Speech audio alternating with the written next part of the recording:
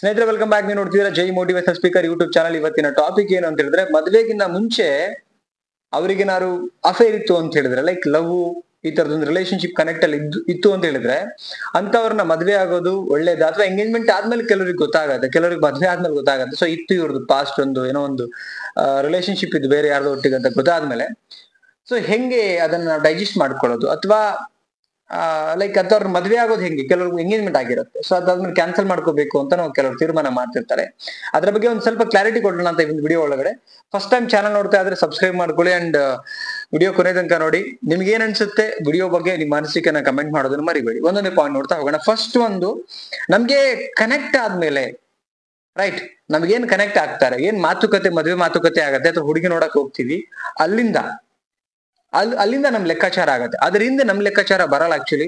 ಇದು ನಾನು to B frankly ಮಾತಾಡ್ತಿದ್ದೀನಿ. ಏನ್ ವಿಚಾರ ಅಂತ ಹೇಳಿದ್ರೆ, ಇವತ್ತಿನ ಜನರೇಷನ್ಗೆ ಪ್ರತಿಯೊಬ್ಬ ಹುಡುಗಿ ಅವ್ರ ಇಷ್ಟಂಗೆ ಏನೋ ತಪ್ಪು ಮಾಡಿರ್ಬೋದು, ಬಟ್ ಕೆಲವರು ಪ್ರಾಂಪ್ಟು ಇರ್ತಾರೆ. ಬಟ್ ವಿಚಾರ ಏನು ಅಂತ ಹೇಳಿದ್ರೆ, ಎಲ್ಲಿಂದ ನಾವು ಅವ್ರಿಗೆ ಕನೆಕ್ಟ್ ಆಗಿದೀವಿ ಅಲ್ಲಿಂದ ನಾವು ಲೆಕ್ಕಾಚಾರ ತಗೊಳ್ಬೇಕಾಗತ್ತೆ. ಸೊ ನಮ್ಮ ನಂಬಿಕೆ ದ್ರೋಹ, ನಾವು ಅವ್ರ ಮೇಲೆ ಇಟ್ಟಿರ್ತಕ್ಕಂಥ ನಂಬಿಕೆ, ಅವ್ರ ನಮ್ಮ ಮೇಲೆ ಇಟ್ಟಿರ್ತಕ್ಕಂಥ ನಂಬಿಕೆ ಅಲ್ಲಿಂದ ಕೌಂಟ್ ಆಗತ್ತೆ. ಸೊ ಹಂಗಿರ್ಬೇಕಾದ್ರೆ ಅಲ್ಲಿಂದ ನಿಮಗೆ ನಿಮ್ಮ ಲೈಫ್ ಅಲ್ಲಿ ನಂಬಿಕೆ ದ್ರೋಹ ಮಾಡದ ಹಾಗೆ ಬದುಕ್ಬೇಕು ಅನ್ನೋದು ಅವ್ರಿಗೆ ಬರಬೇಕು. ಅಂಡ್ ಅಲ್ಲಿಂದ ನೀವು ಕನೆಕ್ಟ್ ಆದ್ಮೇಲೆ ಏನಾದ್ರೂ ಮತ್ತೆ ಅದೇ ರಿಪಿಟೇಷನ್ ಮಾಡ್ತಿದ್ರೆ ನೀವು ವರಿ ಮಾಡ್ಕೊಳ್ಬೇಕು. ಈಗ ಉದಾಹರಣೆ ಎಂಗೇಜ್ಮೆಂಟ್ ಆಗತ್ತೆ, ಮಾತುಕತೆ ಆಗತ್ತೆ, ಎಂಗೇಜ್ಮೆಂಟ್ ಆಗತ್ತೆ ಅನ್ಕೊಳ್ಳೋಣ, ಅಲ್ಲಿಂದ ಏನಾದ್ರು ಮತ್ತೆ ಅಗೇನ್ ರಿಪಿಟೇಷನ್ ಪ್ರಾಬ್ಲಮ್ಸ್ ಹಾಕಿದ್ರೆ ಅವಾಗ ವರಿ ಮಾಡ್ಕೊಳ್ಳುವಂತ ಸಾಧ್ಯತೆ 100% ರೈಟ್. ಮತ್ತೆ ತಿರ್ಗಾ ಅದೇ ಮಾಡ್ತಿದ್ದಾರೆ, ಬಿಕಾಸ್ ನನ್ನನ್ನು ಮಾತು ಕೊಟ್ಬಿಟ್ಟು ನನ್ನ ನಂಬಿಸಿ ಮತ್ತು ಅದೇ ನಂಬಿಕೆ ದ್ರೋಹ ಕೆಲಸ ಮಾಡ್ತಿದಾರೆ ಅಂತ ಹೇಳಿದ್ರೆ ನಿಮಗೆ ಬೇಜಾರಾಗ್ಬೋದು, ರೈಟ್. ಬಟ್ ಪಾಸ್ಟ್ ಏನೋ ಇದೆ ನಿಮಗೆ ಗೊತ್ತಿಲ್ಲ, ಯಾರು ಹೇಳಿರಬಹುದು, ಅಥವಾ ನೀವಂತೂ ನೋಡಕ್ ಸಾಧ್ಯ ಇರಲ್ಲ, ಯಾರೋ ನಿಮ್ ಕಿವಿಗೆ ಹೇಳಿರ್ತಾರೆ ಸರಿ ಇಲ್ಲ ಕ್ಯಾರೆಕ್ಟರ್ ಹಂಗೆ ಏನೋ ವಾಟ್ ಎವರ್ ಏನೇ. ಬಟ್ ನಿಮಗೆ ಕನೆಕ್ಟ್ ಆದ್ಮೇಲೆ ಅಲ್ಲಿಂದ ನೀವು ನಿಮಗೆ ರೈಟ್ ಸಿಕ್ಕಿರುತ್ತೆ ಅವ್ರ ಮೇಲೆ, ನಿಮ್ಮೇಲೆ ಅವ್ರಿಗೂ ರೈಟ್ ಸಿಕ್ಕಿರುತ್ತೆ, ನಿಮ್ಮೇಲೆ ಅವ್ರಿಗೂ, ಅವ್ರ ಮೇಲೆ ನಿಮ್ಗೂ ಇದೊಂದು ಕನೆಕ್ಟಿವಿಟಿ ಸ್ಟಾರ್ಟ್ ಆಗುತ್ತೆ. ಸೊ ಇಲ್ಲಿಂದ ಇಂಪಾರ್ಟೆಂಟ್ ಆಗತ್ತೆ, ಇದು ವೆರಿ ಇಂಪಾರ್ಟೆಂಟ್. ಪಾಸ್ ತಗೊಂಡು ನೀವೇನ್ ಮಾಡ್ತೀರಿ, ಅದನ್ನ ಸಪೋಸ್ ಹಿಂಗಿದ್ರೆ ಅಳ್ಸಕ್ ಆಗದೆ ಇಲ್ಲ. ನಮ್ ಲೈಫ್ ಅಲ್ಲಿ ನಾವೆಲ್ಲಿಂದ ಕನೆಕ್ಟಿವಿಟಿ ಬಂದಿದೀವಿ ಅಲ್ಲಿಂದ ನಮ್ಮೊಟ್ಟಿಗೆ ಹೇಗಿರ್ತಾರೆ ಅನ್ನೋದು ತುಂಬಾ ಮುಖ್ಯ ಆಗುತ್ತೆ. ಎಷ್ಟೋ ಜನ ಹಿಂದೆ ನಡೆದಿರ್ತಕ್ಕಂಥ ಸ್ಟೋರಿನ ಯಾವತ್ತೋ ಏನೋ ಯಾರ್ದೋ ಬಾಯಲ್ಲಿ ಕೇಳಿರ್ತಕ್ಕಂಥ ವಿಚಾರಗಳನ್ನ ತಗೊಂಡು ಅದನ್ನ ಕೆಣಕ್ತಾ ಕೂತ್ಕೊಳ್ತಾರೆ, ಅಥವಾ ಅದನ್ನೇ ತಲೆ ಇಟ್ಕೊಂಡು ಕೊರಗ್ತಾ ಕೂತಿರ್ತಾರೆ. ನಾನು ಹೇಳ್ತೀನಿ ಒಂದೇ ಒಂದೇನಂದ್ರೆ, ಬದುಕು ಒಂದ್ಸಲ ಸಿಗತ್ತೆ. ಅಂಡ್ ನಿಮಗೆ ನಂಬಿಕೆ ದ್ರೋಹ ಯಾವಾಗ ಆಗ್ಬಾರ್ದು, ನಿಮ್ಮೊಟ್ಟಿಗೆ ಏನ್ ಪ್ರಾಮಿಸ್ ಮಾಡಿ ಬದುಕ್ತಾ ಇದ್ದಾರೆ ಅಲ್ಲಿಂದ ನಿಮ್ಗೆ ನಂಬಿಕೆ ದ್ರೋಹ ಮಾಡಬಾರ್ದು. ಅದರಿಂದ ಆಗಿರ್ತಕ್ಕಂಥದ್ದು ನೀವು ನೆನಪು ಕೂಡ ಮಾಡ್ಕೋಕೂಡುದು, ಬಿಕಾಸ್ ಅದು ಮುಗ್ದೋಗಿರೋ ಸಮಯ, ಮುಗ್ದೋಗಿರ್ತಕ್ಕಂಥ ಅಧ್ಯಾಯ, ಅದು ಬೇಡದೇ ಇರೋದು ನಮ್ಗೆ, ರೈಟ್. ಸೊ ಇಲ್ಲಿಂದ ಈಚೆ ಏನಾಗಿದೆಯಲ್ಲ ಅದು ಮಾತ್ರ ನಮ್ಗೆ ಕೌಂಟ್ ಆಗುತ್ತೆ. ಇದು ನೆನಪಲ್ಲಿ ಇರ್ಲಿ. ನೆಕ್ಸ್ಟ್ ಪಾಯಿಂಟ್ ನೋಡ ಏನಂತ ಹೇಳಿದ್ರೆ, ನಮ್ಮನ್ನ ಎಷ್ಟು ಚೆನ್ನಾಗಿ ಅರ್ಥ ಮಾಡ್ಕೊಳ್ತಾರೆ ಅನ್ನೋದು ಮುಖ್ಯ ಆಗತ್ತೆ. ಅವ್ರ ಬಿಫೋರ್ ಅಲ್ಲ ಏನೋ ಬೇರೆ ಅಫೇರ್ ಇರ್ಬೋದಿತ್ತು, ಲವರ್ ಇರ್ಬೋದಿತ್ತು, ಹುಡುಗಿ ಆಗ್ಲಿ ಮದ್ವೆ ಆದ್ಮೇಲೆ ಅಥವಾ ನಿಮ್ ಕನೆಕ್ಟಿವಿಟಿ ಬಂದ್ಮೇಲೆ, ಎಂಗೇಜ್ಮೆಂಟ್ ಆದ್ಮೇಲೆ ನಿಮ್ಮನ್ನ ಎಷ್ಟು ಅರ್ಥ ಮಾಡ್ಕೊಳಕ್ ಟ್ರೈ ಮಾಡ್ತಾರೆ, ಅವ್ರಿಗೆ ಎಷ್ಟು ಮೆಚುರಿಟಿ ಇದೆ, ಸಂಸಾರಕ್ಕೆ ಎಷ್ಟು ಚೆನ್ನಾಗಿ ನೋಡ್ಕೊಳ್ತಾರೆ, ಇದು ಮುಖ್ಯ ಆಗತ್ತೆ, ರೈಟ್. ಯಾಕೆ ಅಂತ ಹೇಳಿದ್ರೆ ಅವರು ಅಲ್ಲಿ ಯಾರೊಟ್ಟಿಗೆ ಇದ್ರು ಅನ್ನೋದಕ್ಕಿಂತ ನಿಮ್ಮೊಟ್ಟಿಗೆ ಹೇಗೆ ಇರ್ತಾರೆ ಅನ್ನೋದು ತುಂಬಾ ಮುಖ್ಯ ಆಗತ್ತೆ. ನೆಕ್ಸ್ಟ್ ನಿಮ್ಮನ್ನೆಷ್ಟು ಅರ್ಥ ಮಾಡ್ಕೊಳ್ತಾ ಇದ್ದಾರೆ, ನಿಮ್ಮನ್ನೆಷ್ಟು ಸಾತಾಗಿ ನಿಂತ್ಕೊಳ್ತಾರೆ, ನಿಮ್ಮ ಕಷ್ಟಕ್ಕೆ, ನಿಮ್ಮ ಸುಖಕ್ಕೆ, ನಿಮ್ಮ ಪ್ರಾಬ್ಲಮ್ಗೆ, ನಿಮ್ಮ ಬೇಜಾರಿಗೆ, ನಿಮ್ಮ ಒಂಟಿತನಕ್ಕೆ, ನಿಮ್ಮ ಮಕ್ಕಳಿಗೆ, ನಿಮ್ಮ ತಂದೆ ತಾಯಿಗಳಿಗೆ ಎಷ್ಟು ಚೆನ್ನಾಗಿ ನೋಡ್ಕೊಳ್ತಾ ಇದ್ದಾರೆ ಅನ್ನೋದು ತುಂಬಾ ಮುಖ್ಯ ಆಗತ್ತೆ. ಇದನ್ನ ನೀವು ಲೆಕ್ಕ ಹಾಕ್ಬೇಕಾಗತ್ತೆ. ಹಿಂದೆ ಬೇಡ, ನಮ್ಗೆ ಪ್ರೆಸೆಂಟ್ ನಮ್ ಕೈನಲ್ಲಿ ಏನ್ ಸಿಗ್ತಾ ಇದೆ ಸಮಯ, ಅದ್ರ ಬಗ್ಗೆ ಮಾತ್ರ ನಾವು ಯೋಚನೆ ಮಾಡ್ಕೊಂಡು ಹೋಗ್ಬೇಕಾಗತ್ತೆ. ಬಿಕಾಸ್ ಯಾಕಂದ್ರೆ ಅದು ನಮ್ ಕೈಲಿ ಇಲ್ಲ ಅಂತ ಹೇಳಿದ್ರೆ ಅದ್ರ ಬಗ್ಗೆ ಯೋಚನೆ ಕೂಡ ಮಾಡ್ಕೂಡುದು. ಆಕ್ಚುಲಿ ನಮ್ ಕೈನಲ್ಲಿ ಏನಿದೆ ಅದ್ರ ಬಗ್ಗೆ ಮಾತ್ರ ಯೋಚನೆ ಮಾಡಿ. ಇದು ನನ್ನ ವೇ ಆಫ್ ಥಿಂಕ್. ಇದು ಯಾವ್ದೋ ಬುಕ್ಸ್ ಅಲ್ಲಿ ತಗೊಂಡ್ ಬಂದು ಓದ್ಕೊಂಡ್ ಬಂದು ನನಗೆ ಮಾತಾಡ್ತಿಲ್ಲ ನಾನು. ನನ್ನ ವೇ ಆಫ್ ಥಿಂಕ್ ಅಲ್ಲಿ ಏನಿದೆ ಅದ್ರ ಬಗ್ಗೆ ಮಾತ್ರ ಮಾತಾಡ್ತೀನಿ ನಾನು. ಬಿಕಾಸ್ ಪರ್ಮನೆಂಟ್ ಇಲ್ಲ ಈ ಲೈಫ್ ಅಂದ್ಮೇಲೆ ನಾವ್ ಯೋಚನೆ ಮಾಡ್ಬೇಕಾಗಿರೋದು ಹಿಂಗೆ ಯೋಚನೆ ಮಾಡ್ಬೇಕು. ಇಷ್ಟನ್ನು ನಿಮಗೇನ್ ಅನ್ಸುತ್ತೆ ಈಗ, ಯಾಕಂದ್ರೆ ಯಾರೆಲ್ಲ ನೋಡ್ತಿದ್ದೀರಿ, ಎಲ್ಲೋ ಒಂದ್ ಕಡೆ ಕೆಲವರಿಗೆ ಇದು ಅಪೋಸು ಅನ್ಸ್ಬಹುದು. ಏನ್ ಹಿಂಗ್ ಮಾತಾಡ್ತಾನೆ ಅಂದ್ರೆ ಏನು ಅವ್ರ ಕ್ಯಾರೆಕ್ಟರ್ಸ್.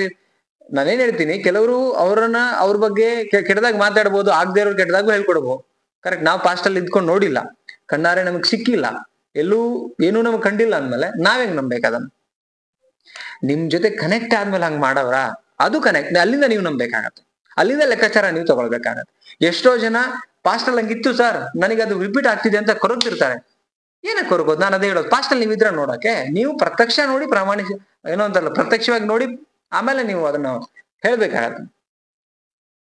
ಅದು ಬಿಟ್ಟು ಯಾರೋ ಹೇಳ್ತಾರೆ ಅಂತ ಹೇಳಿ ನೀವು ತಗೊಂಡ್ರೆ ನಿಮ್ ಸಂಸಾರ ಹಾಳಾಗತ್ತೆ, ನಿಮ್ಮ ಮಾನಸಿಕ ನೆಮ್ಮದಿ ಹಾಳಾಗತ್ತೆ, ಮಾನಸಿಕ ಬದುಕು ಹಾಳಾಗತ್ತೆ, ರೈಟ್. ಅದಕ್ಕೆ ಹೇಳ್ತಿದ್ದೀನಿ, ನಿಮ್ಮ ಜೊತೆ ಏನ್ ಕನೆಕ್ಟ್ ಆಗ್ತಾರೆ ಅಲ್ಲಿಂದ ನಿಮಗೇನು ಪ್ರೀತಿ ಕೊಡ್ತಾರೆ, ಎಷ್ಟ್ರ ಮಟ್ಟಿಗೆ ನಿಮ್ಮ ಮಕ್ಕಳಿಗಾಗ್ಲಿ, ನಿಮಗಾಗ್ಲಿ, ನಿಮ್ಮ ಫ್ಯಾಮಿಲಿಗಾಗ್ಲಿ ನಿಯತ್ತಾಗಿರ್ತಾರೆ.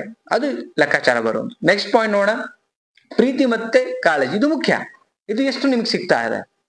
ಅವ್ರು ಯಾರನ್ನ ಪ್ರೀತಿ ನೀವು ಅವ್ರ ಲೈಫಲ್ಲಿ ಬಂದ್ಮೇಲೆ, ನಿಮ್ಮ ಲೈಫಲ್ಲಿ ಅವರು ಬಂದ ಮೇಲೆ ಎಷ್ಟು ಬದಲಾವಣೆ ಆಗ್ತಿದೆ, ಹೆಂಗ್ ನೋಡ್ಕೊಳ್ತಾ ಇದ್ದಾರೆ, ಪ್ರೀತಿ ಎಷ್ಟು ಕೊಡ್ತಾ ಇದ್ದಾರೆ, ಕಾಳಜಿ ಎಷ್ಟು ಸಿಗ್ತಾ ಇದೆ, ಕೇರಿಂಗ್ ಎಷ್ಟು ಬರ್ತಾ ಇದೆ, ಇದು ಮುಖ್ಯ ಆಗುವಂಥದ್ದು. ಪ್ರತಿ ಒಂದು ಹಂತದಲ್ಲೂ ಕೂಡ ನಾವು ಯೋಚನೆ ಮಾಡಬೇಕಾಗ್ತದ್ದು.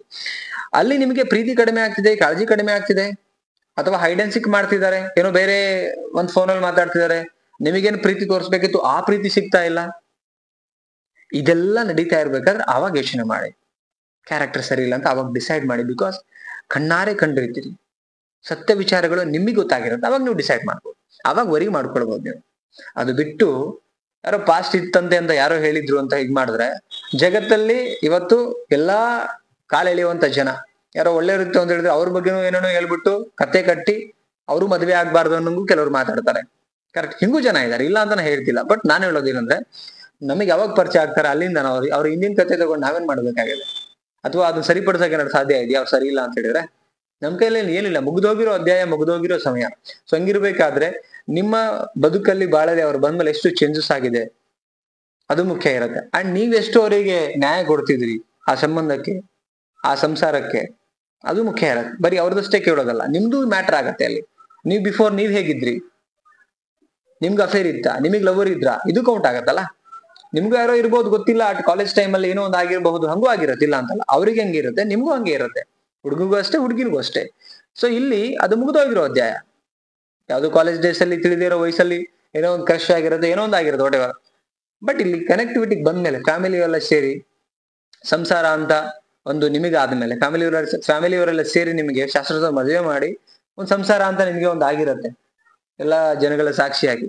ಸೊ ಹಂಗಿರ್ಬೇಕಾದ್ರೆ ಇಲ್ಲಿಂದ ಹೆಂಗ್ ಬದುಕ್ತಿದ್ರು ಅನ್ನೋದು ಮುಖ್ಯ ಆಗತ್ತೆ, ಬಿಟ್ರೆ ಹಿಂದೆ ಹೇಗಿದ್ರು ಅನ್ನೋದು ಮುಖ್ಯ ಆಗೋದೇ ಇಲ್ಲ ನನ್ನ ಪ್ರಕಾರ. ಐ ಥಿಂಕ್ ನಾನು ಇದನ್ನೇ ಕ್ಲಾರಿಟಿ ಕೊಡ್ತಾ ಹೋಗ್ತೀನಿ. ಏನು, ಮದುವೆ ಆದ್ಮೇಲೆ ನಿಮ್ಮ ಒಟ್ಟಿಗೆ ಚೆನ್ನಾಗಿದ್ರೆ ಅದನ್ನ ಮಾತ್ರ ಯೋಚನೆ ಮಾಡಿ. ಮದುವೆಗಿಂತ ಮುಂಚೆ ಅವ್ರು ಹೇಗಿದ್ರು ಅದೇನೂ ಬೇಕಾಗಿಲ್ಲ ನಮ್ಗೆ, ರೈಟ್? ಅದು ತುಂಬಾ ಮುಖ್ಯ ಆಗತ್ತೆ. ಐ ಥಿಂಕ್ ವಿಡಿಯೋ ಕ್ಲಾರಿಟಿ ಕೊಟ್ಟಿದೆ ಅಂತ ನಾನು ಫೀಲ್ ಮಾಡ್ತೀನಿ. ನಿಮಗೆ ಏನ್ ಅನ್ಸುತ್ತೆ ವಿಡಿಯೋ ಬಗ್ಗೆ, ಪ್ರಾಂಪ್ಟ್ ಆಗಿ ಹಾನೆಸ್ಟ್ ಆಗಿ ರಿವ್ಯೂ ಮಾಡಿ, ಅಂದ್ರೆ ಕಮೆಂಟ್ ಸೆಕ್ಷನ್ ಅಲ್ಲಿ ಬಂದು, ರೈಟ್? ಇದು ತುಂಬಾ ಮುಖ್ಯ ಇರತ್ತೆ. ನೀವೇನೋ ಕೆಲವರು ಗೊತ್ತಿಲ್ಲ, ಅದು ನನ್ನನ್ನ ಪೋಸ್ ಮಾಡಕ್ಕೂ ಮಾತಾಡ್ಬೋದು. ಐ ಡೋಂಟ್, ಅದ್ರ ಬಗ್ಗೆ ಅಂತೂ ಮಾತಾಡಲ್ಲ. ಬಿಕಾಸ್ ಕೆಲವು ಬೊಗಳು ನಾಯಿಗಳಂತೂ ಇದ್ದೇ ಇರ್ತವೆ, ಇಲ್ಲ ಅಂತ ಹೇಳ್ತಿಲ್ಲ, ಅದ್ರ ಕೆಲಸ ಅದೇನೆ, ಕರೆಕ್ಟ್? ಸೊ ಅಂತವ್ರ ಬಗ್ಗೆ ತಲೆ ಕೆಡಿಸ್ಕೊಳ್ಳೋದು. ಯಾರು ಒಂದು ಪಾಸಿಟಿವ್ ಸೈಡ್ ಅಲ್ಲಿ ಮೆಸೇಜ್ ಮಾಡಿದ್ರು, ಇದ್ರ ಬಗ್ಗೆ ಕರೆಕ್ಟ್ ಆಗಿ ಹಾನೆಸ್ಟ್ ಆಗಿ ರಿವ್ಯೂ ಮಾಡಿದ್ರು, ಮಾತಾಡ್ತೀನಿ ಖಂಡಿತ. Thank you so much guys, ಖುಷಿ ಆಯ್ತು ಈ ಒಂದು ಟಾಪಿಕ್ ಬಗ್ಗೆ ಮಾತಾಡಿ. ಬಿಕಾಸ್ ಲಾಸ್ಟ್ ಟೈಮ್ ಇಂದ ಒಂದ್ 2-3 ಜನ ಕಾಲ್ ಮಾಡಿಬಿಟ್ಟು ಸರ್ ಇದ್ರ ಬಗ್ಗೆ ಒಂದು ವಿಡಿಯೋ ಮಾಡಿ, ನಮ್ ತಲೆಯಲ್ಲಿ ಅದೇ ಕೊರಿತಾ ಇತ್ತು ಅಂತ ಕೇಳ್ತಾ ಇದ್ರು. ಸೊ ಅದಕ್ಕೆ ವಿಡಿಯೋ ಮಾಡಿದೀನಿ. ನನ್ನ ಮೇಲೆ ನಂಬಿಕೆ ಇಟ್ಕೊಂಡು ನನ್ನ ಮಾತನ್ನ ಬಿಲೀವ್ ಮಾಡುವಂತ ಜನಗಳು, ಅಂಡ್ ನೀವೆಲ್ಲ ನನ್ನ ಮಾತನ್ನ ಬಿಲೀವ್ ಮಾಡ್ತೀರಿ ಅಂತ ಅನ್ಕೊಂಡಿದೀನಿ. ಐ ಹೋಪ್ ವಿಡಿಯೋ ಅಂಡರ್ಸ್ಟ್ಯಾಂಡ್ ಆಗಿದೆ, ಇನ್ಫಾರ್ಮೇಟಿವ್ ಆಗಿದೆ, ಅಂಡ್ ಮೋಟಿವೇಶನ್ ಕೊಟ್ಟಿದೆ ಅಂತ ಅನ್ಕೊಂಡಿದ್ದೀನಿ. ಇದೇ ತರದ ವಿಡಿಯೋಗಳಿಗಾಗಿ ಚಾನಲ್ಗೆ ಸಬ್ಸ್ಕ್ರೈಬ್ ಮಾಡ್ಕೊಳ್ಳಿ, ಅಂಡ್ ವಿಡಿಯೋ ಕೊನೆ ತನಕ ನೋಡಿದೀರಾ ಅಂತ ಫೀಲ್ ಮಾಡಿದ್ದೀನಿ. ಎಲ್ರಿಗೂ ಶೇರ್ ಮಾಡಿ. ಅಂಡ್ ಕೌನ್ಸಿಲಿಂಗ್ ಬೇಕು ಅಂದ್ರೆ ಕಾಂಟ್ಯಾಕ್ಟ್ ಮಾಡಿ, ಕಾನ್ಫಿಡೆನ್ಸಿಯಲ್ ಆಗಿರುತ್ತೆ, ಅಂಡ್ ಫೀಸ್ ಇರುತ್ತೆ. ಅಪಾಯಿಂಟ್ಮೆಂಟ್ ತಗೊಂಡು ಕೌನ್ಸಿಲಿಂಗ್ ತಗೊಳ್ಳಿ. ಮತ್ತೊಂದು ಟಾಪಿಕ್ ಅಲ್ಲಿ ಸಿಗ್ತೀನಿ. Thank you so much. ನಮಸ್ತೆ.